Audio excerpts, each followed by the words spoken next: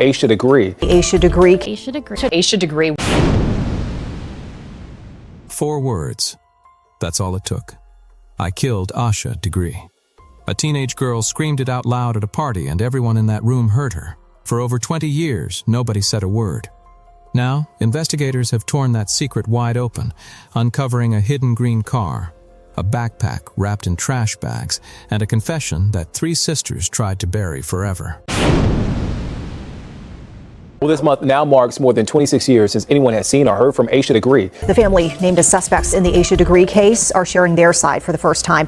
More than 20 years ago, 9-year-old Asha Degree disappeared from her home in North Carolina in the middle of the night. The FBI's Child Abduction Rapid Deployment Team. The team wasn't created until 2006, and the first day is critical for missing children. 50% are dead within the first hour of them going missing. 75% are dead within 3 hours. 89% are dead within 24 hours. Yep, that's all we can do is pray and hope somebody see her and send her home. That's all we can do. Welcome back to Hidden Truth. This is the story of Asha Degree, the 9-year-old known as Shelby's sweetheart, who vanished into a freezing, rainy North Carolina night in 2000 and was never seen again. For 24 years, this case sat cold, unsolved, forgotten by everyone except her family. But everything changed. A confession, a secret car, a family that knew the truth and stayed silent for a quarter of a century. By the end of this video, you'll understand exactly how this case was finally cracked open and why what they're hiding might be even darker than you think.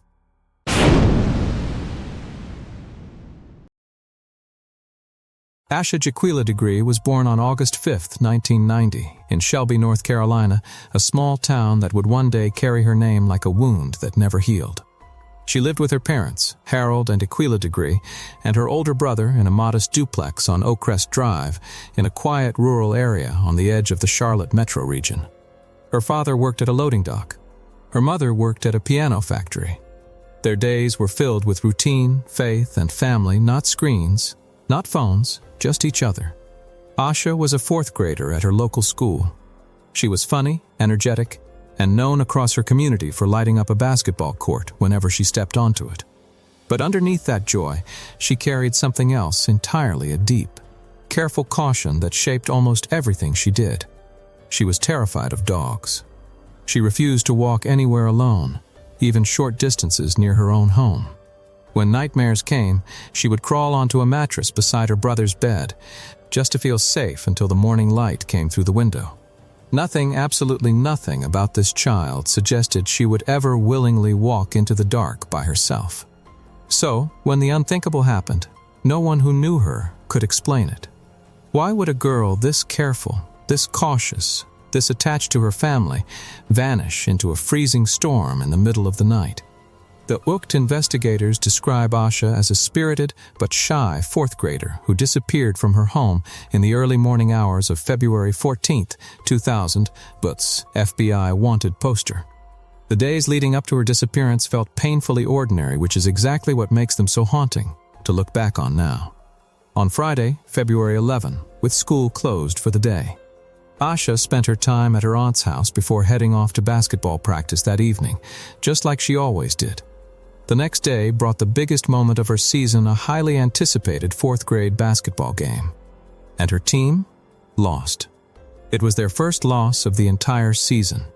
Witnesses said Asha was visibly upset in the aftermath, fighting back tears on the sidelines after putting everything she had into that game. But by Sunday, she seemed to have moved past it completely. She went to church that morning with her family, spent the afternoon at home, and went to bed around 8 p.m., a completely normal end to a completely normal weekend. Then something strange happened. A power outage swept through the entire neighborhood that night, plunging the Degree household into total darkness for a period of time. At the time, it seemed like nothing more than a storm knocking out the power lines. But 2 decades later, people are still asking the same unsettling question: did that blackout give someone the cover of darkness they needed? Her father checked on both children twice that night, as he always did.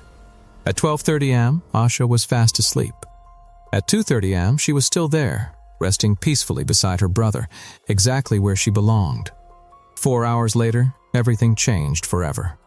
And in that 4-hour window during a violent storm, in total darkness, with the power out, a girl who feared dogs, who never left home alone, who slept beside her brother just to feel safe, got out of bed, packed a bag, and walked out into the night.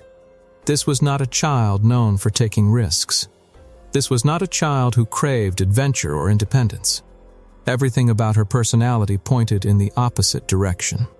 And yet, somehow, on the one night when conditions were at their absolute worst, cold, dark, stormy, with no power in the house, she made a choice that nobody who loved her could have predicted. What could possibly have been worth facing that storm, alone, in the dark? And who or what was waiting for her out there? Her parents have spent every year since asking themselves the same impossible question. What did they miss? Was there a sign, a clue, a moment they overlooked in the days before? Friends and relatives describe Asha as a child wrapped in love, surrounded by people who would have done anything to keep her safe, which makes the events of that night even harder to comprehend. The community of Shelby was small enough that everyone knew everyone. A missing child wasn't something that happened in places like this. It was the kind of story people only saw on the news, happening to someone else, somewhere far away. But on the morning of February 14th, 2000, that illusion shattered completely, and it would never be put back together again.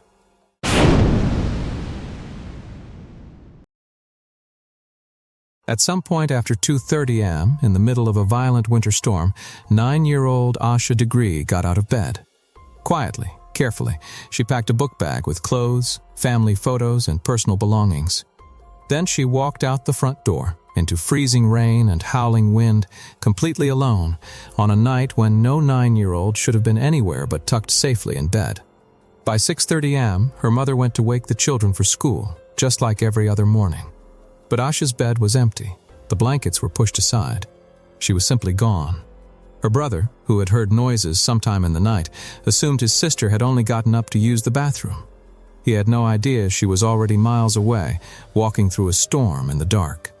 A frantic search of the house began immediately. Every room, every closet, every hiding spot a child might choose. There was nothing. Her father called 911 at 6:39 a.m. Within 2 minutes, police arrived at the Degree home, and a full-scale search effort began almost instantly. But very quickly, something felt deeply wrong. K9 units were brought in to track Asha's scent starting from the house. They found nothing. No trail. No direction. No starting point for her scent at all. Despite the heavy overnight rain, searchers couldn't even locate footprints near the house, in the yard or along the road leading away from it. How does a 9-year-old child simply disappear from her own bedroom in the middle of the night without leaving behind a single trace of evidence? For hours, that question had no answer at all. Then, as news of Asha's disappearance began spreading through local radio and television stations, something extraordinary happened. 2 truck drivers came forward separately, hours apart, with chilling accounts of what they had seen that morning. Around 4 a.m., both men had spotted a small child walking alone along NC Highway 18, less than 2 miles from the Degree home. One driver, Jeff Roop, was so unsettled by what he saw that he turned his massive 10-wheeler truck around on a narrow, winding 2-lane road just to get a better look at her. He described a young girl in a dress, wearing white tennis shoes, with pigtails, carrying a book bag on her shoulders. She wasn't crying. She wasn't lost. She was walking with clear purpose, as if she knew exactly where she was going. She never did look up at me, Rupe later said. She looked like she knew where she was going. She was walking at a pretty good pace. About 30 minutes later, a second pair of witnesses, a father and son driving the same trucking route, saw the same small figure walking along the highway. But in the darkness and rain, they couldn't tell if it was a child or a small adult. Here's the part of this story that still haunts investigators to this day. Tuxtla authorities believe she was last seen running off the road and disappearing into nearby woods after a driver attempted to approach her. Tuxtla. NBC known. Neither set of witnesses called the police that morning. It wasn't until the news broke hours, even days later, that either of them realized what they had actually witnessed on that highway. By then, Asha Degree had already vanished completely. The search dogs found nothing. The footprints were gone. The entire trail went cold within hours of her disappearance from home. And the most disturbing detail of all? Witnesses say that when someone tried to get close to her on that highway, she ran. Straight off the road. Straight into the woods. Straight into the dark. What was a frightened 9-year-old girl running from that night, in the middle of a storm, on a dark country highway? For years, this single detail was treated as just another strange fragment of an already strange case. A scared child, startled by a passing truck, ducking into the trees out of instinct. But when you place it alongside everything else, the missing footprints, the dogs that found no trail, the total disappearance within hours, it starts to look like something else entirely. It starts to look like Asha wasn't just walking that night. She may have been heading somewhere specific. Or she may have already been running from someone, long before those trucks ever appeared on that road. Either way, the woods swallowed her completely. And whatever happened next, happened in those trees, in that storm, in the final minutes before dawn.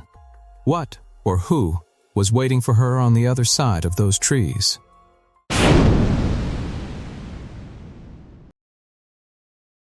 For the first few days after Asha vanished, the search around the Degree home produced almost nothing.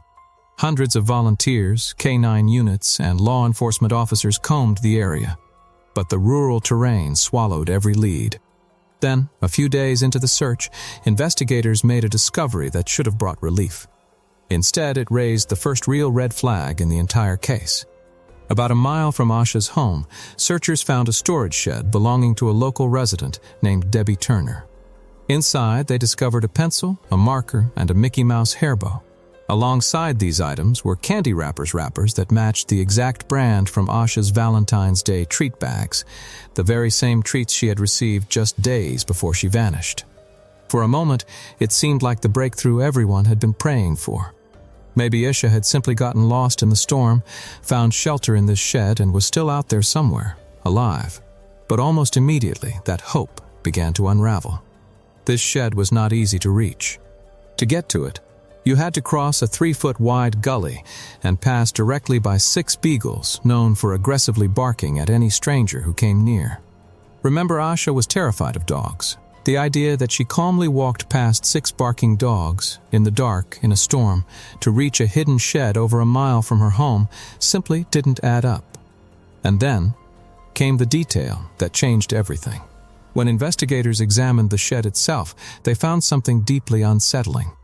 There was no disturbance in the dust on the floor, no footprints, no sign that anyone, let alone a frightened 9-year-old girl, had recently been inside. And once again, the trained search dogs failed completely. They could not detect Asha's scent in or around that shed, despite her belongings being found right there on the floor. So how did her things get there? There's another detail from this discovery that has never been fully explained. Inside that same shed, searchers found a photograph of an unidentified young girl, a photo that, to this day, has never been linked to anyone connected to the case. Was it simply unrelated debris that blew into a messy outbuilding? Or does it belong to this story in some way no one has figured out yet? We don't know. But it's a detail that has stayed with investigators for over 2 decades. What we do know is these items did not get into that shed by accident, and they almost certainly did not get there because Asha walked in and left them behind. Someone placed them there. Someone who wanted these items to be found, but didn't want to be found themselves. For 18 months, this shed remained the last known trace of Asha Degree. The investigation stalled, theories piled up, and her family waited, with no answers, for any sign of their daughter. Then, in August 2001, everything changed again. A construction worker in Burke County, more than 26 miles from where Asha was last seen, made a discovery that would shake the entire case to its foundation. Buried near the highway, wrapped tightly in 2 black trash bags, was a weathered book bag. Inside, investigators found clothing and personal items belonging to Asha, including her name, her address, and her phone number written clearly inside. Undeniable proof that this bag had once belonged to her.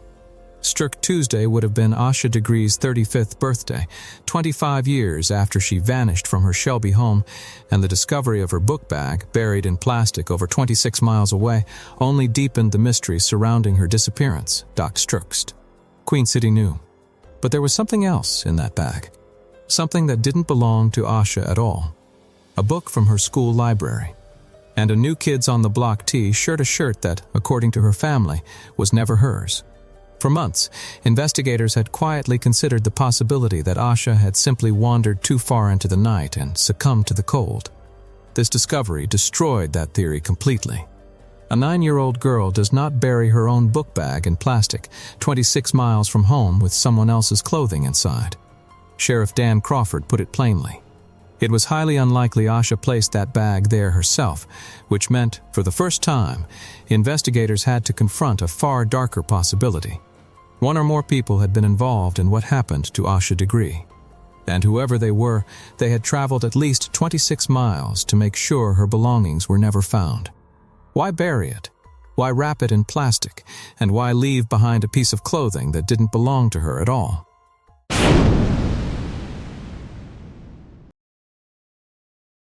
For 16 years, the trail of Asha Degree had gone completely cold. No new evidence, no new leads, just a grieving family, an empty bedroom, and a case file that gathered dust in a Cleveland County office. Then, in 2016, the FBI dropped a bombshell that had been sitting in their files for years, and nobody outside the investigation had ever heard it. A witness had come forward claiming they saw a girl matching Asha's description getting into a vehicle on Highway 18, near the exact spot where she was last seen walking that night. The vehicle was described as a dark green, early 1970s Lincoln Mark IV or Ford Thunderbird with noticeable rust around the wheel wells. This vehicle, investigators announced, had been spotted twice on the morning Asha disappeared, and it was now officially classified as a vehicle of interest in her case. Why did it take 16 years for this information to become public? That question alone fueled years of speculation. But the real answer was still hidden, buried far deeper than anyone realized. Then came September 2024, and everything investigators had spent 24 years searching for finally started falling into place. Search warrants were executed at multiple properties connected to one family, the Dedmons. Roy and Connie Dedmon owned several properties and a rest home in the area, and their connection to this case would shock the entire country. Investigators believe Asha was pulled into a 1970s-era green vehicle on the night she went missing, and a green 1964 AMC Rambler with very similar features was seized from a property belonging to Roy Dedmon, Slurkle, Double Beagle. But the vehicle was only the beginning. DNA evidence recovered from Asha's backpack, the same backpack found buried in plastic in 2001, was tested using advanced forensic technology that simply didn't exist when she first disappeared. The results were staggering. A hair sample taken from an undershirt inside that backpack matched the DNA of Annalie Dedmon Ramirez Roy and Connie's daughter, who was just 13 years old in February 2000. Additionally, DNA from a man named Russell Underhill was also discovered among Asha's belongings. For the first time in 24 years, investigators publicly stated what they now believe to be true: Asha Degree had been killed, and her body had been deliberately concealed. Because Annalie and her sisters were minors at the time, investigators believe their parents, Roy and Connie Dedmon, must have provided what court documents describe as adult assistance that would have been necessary in the execution and/or concealment of the crime. Search warrants were carried out at multiple Cleveland County properties tied to the family, including locations on Cherryville Road, a property on Hawthorne Lane, and the Northbrook Rest Home.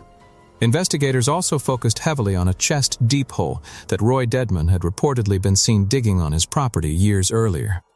For over 2 decades, this family had lived quietly in Cleveland County, and the entire time. Evidence connecting them to one of America's most haunting cold cases may have been sitting right there on their property. But who was Russell Underhill, and how did he fit into all of this? Underhill was a former resident of facilities operated by Roy and Connie Dedmon. He had struggled for years with depression and substance abuse following his time in the Vietnam War. Records show that Connie Dedmon managed his medications, and Roy Dedmon was listed as his emergency contact, meaning the Dedmons weren't just neighbors to Underhill. They were directly responsible for his care.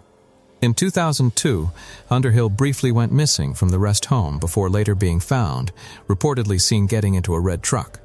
His life ended in December 2004 when he was found dead in his apartment at the age of 54. Underhill's connection to the Dedmons placed him within a tight, overlapping circle, a circle that now appeared to connect directly back to the night Asha vanished. For the Degree family, this was the moment everything changed. After 24 years of silence, of false leads, of theories that went nowhere, investigators finally had names, finally had DNA, finally had a vehicle sitting in an evidence lot, matching descriptions given by witnesses decades earlier. But having names was not the same as having answers. The Dedmon family, through their attorney, firmly denied any knowledge of what happened to Asha that night. And as investigators dug deeper into the family at the center of this case, they were about to uncover something even more disturbing, something that had been hiding in plain sight for over 20 years, inside a family that everyone in Shelby thought they knew.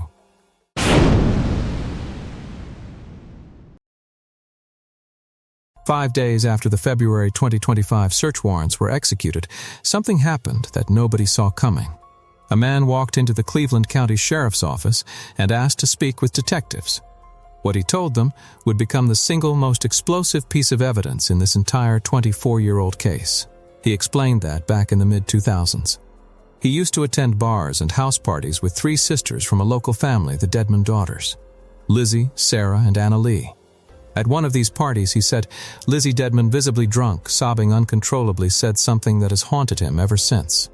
She said, out loud, in front of people, that she had killed Asha Degree.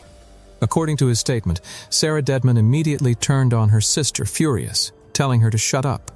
He said it was completely out of character for Sarah, someone he had always known to be calm and easygoing. This man wasn't speaking from rumor or speculation. He took a polygraph test about his account, and he passed. For investigators, this wasn't just another tip in a case full of dead ends. This was the missing piece that connected everything: the DNA, the green car, the Dedmon family's deep ties to Russell Underhill. But there's something even more chilling buried in the case file. Search warrants reveal that Lizzie Dedmon Foster herself was brought in for a polygraph in February 2025 and was asked directly whether she was concealing information. She failed. Investigators determined she was being deceptive. Sixto, according to warrants, investigators found that the green vehicle seized from the Dedmon property had been given to Lizzie Dedmon by her father about a year before Asha disappeared, and the sisters used that very car to drive along Highway 18 regularly, Sixto Highway 18, the same highway where Asha was last seen walking, the same highway where a green car was reported pulling a young girl inside, the same highway where her book bag was later found buried in plastic. Suddenly, every piece of this case existed on the same road, connected to the same family, in the same green car. So why, after all of this, a confession overheard at a party, a failed polygraph, DNA evidence, and a matching vehicle, has nobody been arrested? The answer is more frustrating than anyone could imagine.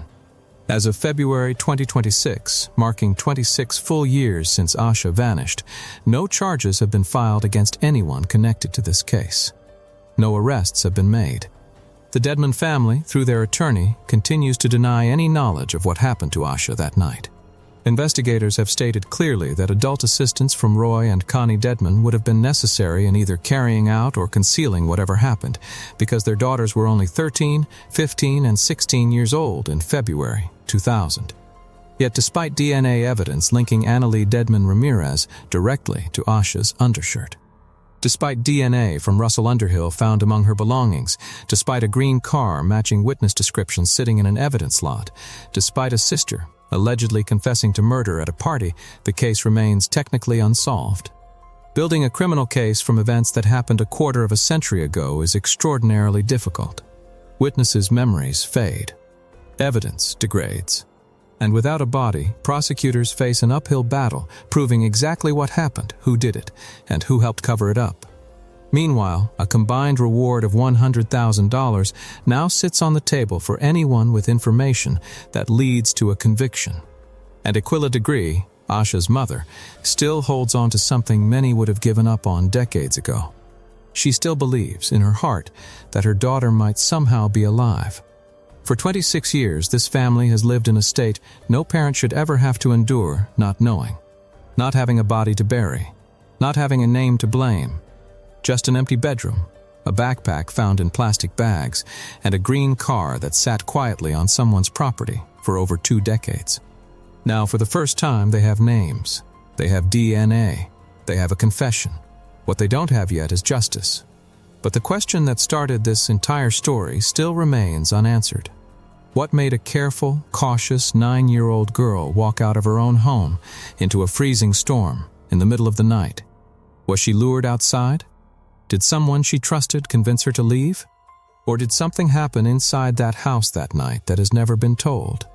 26 years later, somewhere in Cleveland County, North Carolina, the people who know the answer to that question are still alive, and they have stayed silent the entire time.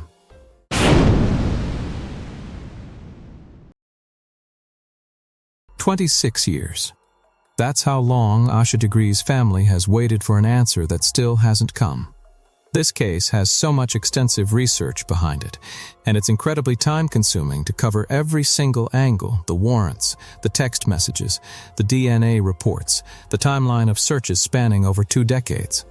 If you're interested in reading the complete investigation for yourself, we'll be adding resource links in the description, and you can read through everything from there. What we do know is this: a 9-year-old girl who was afraid of the dark, afraid of dogs, afraid to be alone, walked into a storm and never came home. And somewhere, the people who know what really happened to her have been living their lives in silence for over 2 decades. If this story moved you, if it made you angry, if it made you hope that Asha's family finally gets the answers they deserve, make sure you're subscribed to Hidden Truth, because we cover cases like this every single week. Thank you for watching, and we'll see you in the next one.